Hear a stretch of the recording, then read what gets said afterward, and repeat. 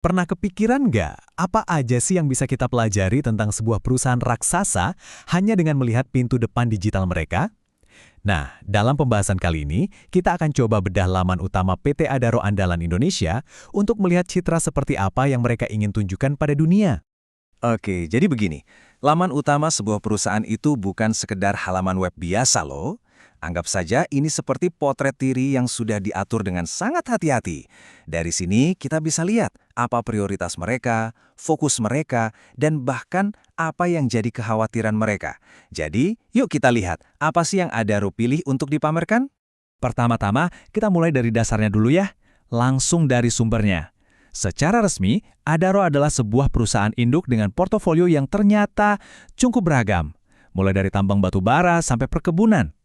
Nah, ini fondasi kita nih, sebelum kita gali lebih dalam lagi.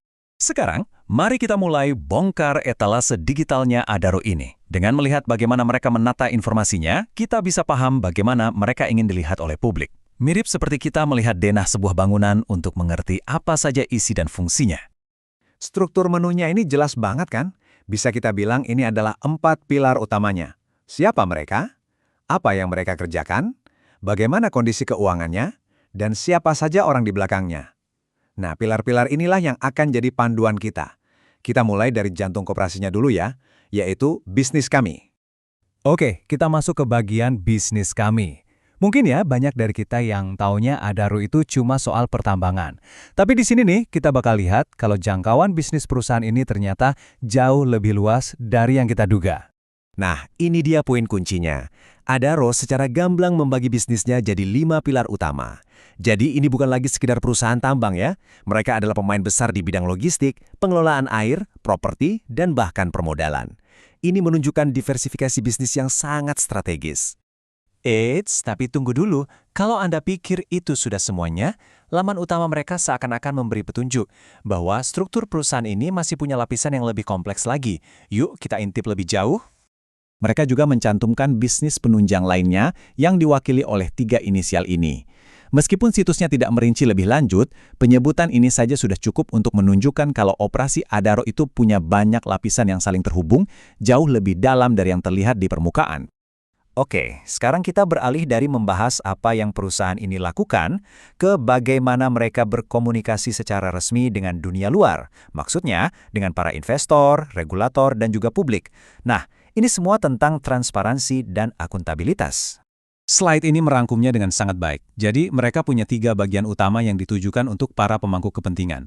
Ada tata kelola perusahaan, hubungan investor, dan yang sekarang lagi penting banget, ESG, atau lingkungan, sosial, dan tata kelola.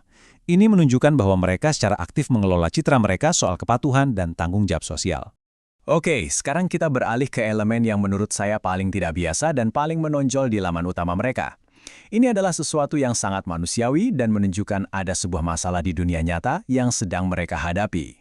Posisi pesan ini tuh sangat strategis. Ini bukan sekedar catatan kaki di bagian bawah halaman. Fakta bahwa peringatan ini begitu menonjol menunjukkan bahwa ini adalah prioritas yang sangat signifikan bagi perusahaan. Jadi pesannya apa? Nah, ini dia. Sebuah peringatan yang ditulis dengan huruf kapital semua, sangat lugas, dan gak mungkin salah dibaca. Ini bukan sekedar informasi biasa. Ini adalah sebuah seruan yang sangat tegas. Hal ini mengungkapkan adanya tantangan nyata yang mungkin dihadapi para pencari kerja dan bagaimana Adaro berusaha keras untuk melawannya. Jadi intinya adalah mereka tidak hanya memberi peringatan, tapi juga memberikan instruksi yang sangat jelas. Mereka menyoroti bahayanya, menyediakan satu-satunya saluran yang sah, dan menegaskan kembali janji mereka. Ini adalah sebuah upaya proaktif untuk melindungi reputasi mereka dan yang lebih penting lagi, calon karyawan. Nah, setelah kita bedah laman utama ini, kesimpulan apa yang bisa kita ambil? Mari kita coba rangkum wawasan-wawasan utama yang kita dapatkan dari proses membongkar etalase digital Adaro ini.